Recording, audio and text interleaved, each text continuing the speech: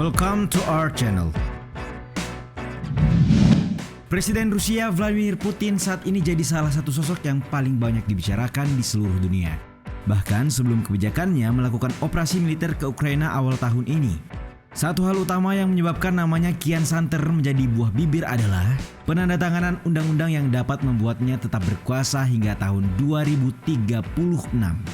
Ya, undang-undang itu memungkinkan Putin mencalonkan diri kembali untuk 2 masa jabatan selama 12 tahun, masing-masing 6 tahun usai tugasnya sebagai Presiden Rusia berakhir di tahun 2024 mendatang.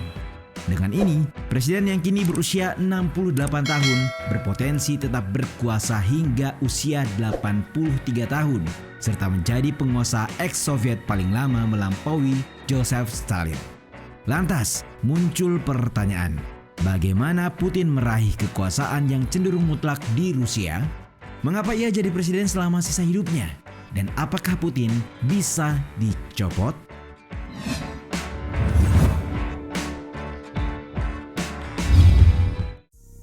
Pada 25 Mei 2018, sebagaimana dalam tulisan yang dimuat Reuters, Putin mengumumkan bahwa dirinya tidak akan mencalonkan diri sebagai presiden di tahun 2024. Ia menegaskan dalam pernyataannya kepada wartawan di Forum Ekonomi Saint Petersburg dan disiarkan TV pemerintah bahwa dirinya akan menghormati konstitusi Rusia yang melarang siapapun menjalani 2 masa jabatan presiden berturut-turut.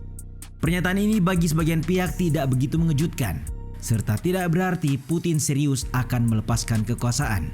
Dan benar, mantan agen KGB ini secara resmi menandatangani undang-undang hasil amandemen yang sangat memungkinkan dirinya berkuasa selama sisa hidupnya pada tahun 2024 mendatang.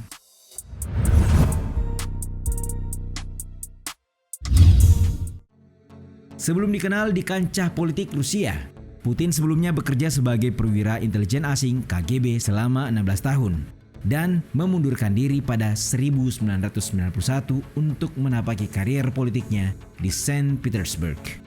Dia pindah ke Moskow pada tahun 1996 untuk bergabung dengan pemerintah Presiden Boris Yeltsin. Putin sempat menjabat selaku Direktur Layanan Keamanan Federal atau FSB dan Sekretaris Dewan Negara sebelum akhirnya diangkat Perdana Menteri pada Agustus 1999. Pengunduran diri Presiden Yeltsin di tahun 2000 boleh dibilang menjadi awal Putin memobilisasi kekuasaannya. Bagaimana tidak, posisinya sebagai PM memungkinkan dirinya menjabat Presiden atau istilahnya PLT menggantikan Yeltsin. Kurang dari 4 bulan, ia terpilih langsung untuk masa jabatan pertamanya sebagai presiden. Putin lalu terpilih kembali pada tahun 2004 setelah membawa Rusia tumbuh dengan ekonomi signifikan, terutama berkat kenaikan harga minyak dan gas serta pemulihan dari depresi pasca komunis. Akan tetapi, ia secara konstitusional terbatas pada 2 masa jabatan berturut-turut sebagai presiden kala itu. Untuk mentaktisinya, Putin diangkat kembali sebagai Perdana Menteri di tahun 2008 hingga 2012 di bawah Presiden Dmitry Medvedev. Baru setelahnya ia kembali ke kursi kepresidenan pada tahun 2012 dalam pemilu yang diwarnai dengan berbagai tuduhan kecurangan, manipulasi, dan protes. Meski demikian, pada tahun 2018, Putin terpilih kembali dan menjabat hingga saat ini melihat negaranya menginvasi Ukraina.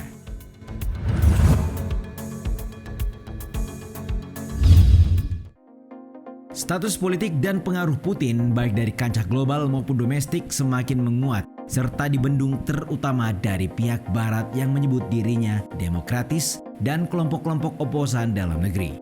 Ya, presiden bernama lengkap Vladimir Vladimirovich Putin ini memang disebut-sebut sebagai pemimpin paling powerful di dunia menurut Forbes. Puncaknya adalah pada awal tahun 2020. Tepatnya di bulan Januari, Medvedev dan seluruh pemerintahannya mengundurkan diri setelah pidato Presiden Putin 2020 di Majelis Federal. Putin menyarankan amandemen konstitusi besar yang dapat memperpanjang kekuasaan politiknya setelah kepresidenan. Di saat yang sama, atas nama Putin, ia terus menjalankan kekuasaannya hingga pembentukan pemerintahan baru. Melansir laman resmi lembaga Rusia Duma, rancangan amandemen konstitusional yang diajukan ke referendum sesuai dengan pasal 2 Undang-Undang Perubahan Konstitusi. Amandemen ini mencakup perubahan signifikan pada konstitusi, termasuk memungkinkan Putin mencalonkan diri lagi untuk 2 masa jabatan presiden dan mengabadikan langkah-langkah sosial pada pensiun, kesejahteraan masyarakat, memastikan pendidikan patriotik di sekolah, dan menempatkan konstitusi di atas hukum internasional.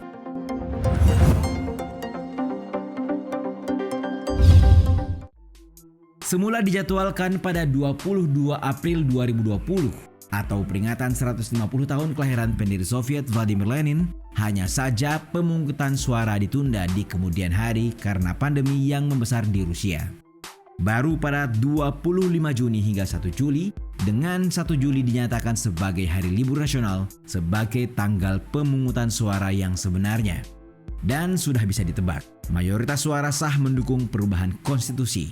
Akan tetapi, bukan itu bagian yang menariknya. Jan Kirby dalam tulisannya yang dipublikasikan Fox, Russia just paved the way for Putin to be president for life, menjelaskan Putin sebenarnya tidak membutuhkan rakyat Rusia untuk mendukung perubahan ini dalam pemungutan suara. Pasalnya, ia sudah mendapatkan persetujuan yang diperlukan dari DPR, pemerintah daerah, bahkan pengadilan. Faktanya tidak hanya amandemen konstitusi yang telah disahkan. Konstitusi yang baru di amandemen kabarnya telah dicetak dan dikirim ke toko buku untuk dijual, bahkan sebelum pemungutan suara dilakukan. Kendati demikian, hal itu tidak berarti suara rakyat Rusia tidak penting.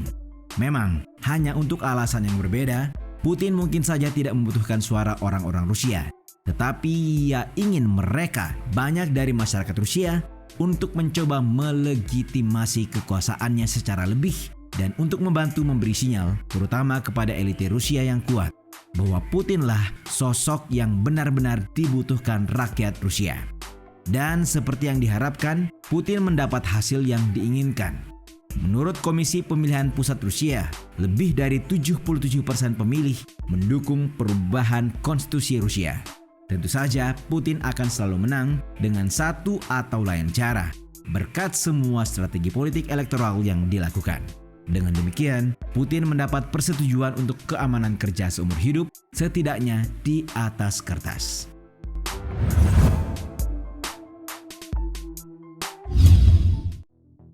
Putin pada akhirnya menerima hasil tersebut dan menandatanganinya menjadi undang-undang.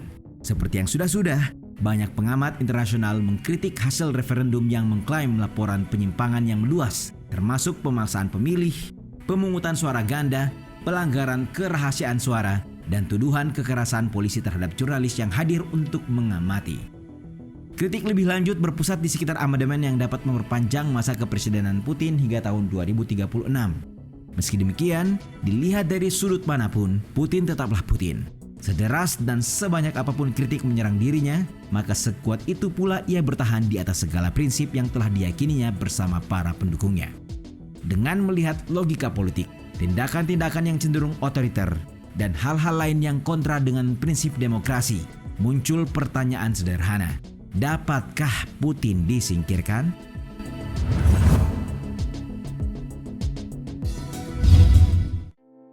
Alex Finis dalam tulisannya When Did Vladimir Putin Come to Power? How Long He Has Been Russia's President and If He Can Be Removed, memaparkan sejumlah hal berkaitan dengan itu. Rusia memiliki sejarah panjang kecurangan pemilu. Artinya hasil referendum tidak pernah benar-benar diragukan. Para ahli melihat banyak kejanggalan selama proses pemungutan suara. Selain itu, para ahli tidak menganggap Rusia sebagai negara yang menganut demokrasi liberal. Karena lawan politik sering dipenjara dan ditekan, kebebasan pers terancam, dan pemungutan suara dianggap tidak bebas dan tidak adil. Sebaliknya, Rusia adalah otoritarianisme, yang berarti bahwa Putin pada dasarnya memiliki kendali penuh. Dengan begitu sangat sulit untuk disingkirkan, mengingat bagi mereka yang menentang Putin, maka akan berakhir dengan pengasingan, kriminalisasi, dan penjara. Putin sebenarnya secara teknis dapat dimakzulkan, namun ia harus didakwa dengan pengkhianatan tingkat tinggi atau kejahatan berat lainnya. Tuduhan ini akan diajukan ke Duma, Parlemen Negara, dan dikonfirmasi oleh Mahkamah Agung Federasi Rusia. Majelis Tinggi Parlemen Rusia, Dewan Federasi, kemudian akan memutuskan apakah dia dimakzulkan atau tidak. Hanya saja, Putin memiliki sekutu di seluruh parlemen, sengaja ditempatkan untuk menjaga posisinya tetap kuat. Singkatnya, kemungkinan Putin dicopot dari kursi kepresidenan Rusia dalam waktu dekat sangatlah tipis. Jadi, begitulah Putin meraih kekuasaan yang cenderung mutlak di Rusia dan sulit untuk disingkirkan tokoh lainnya.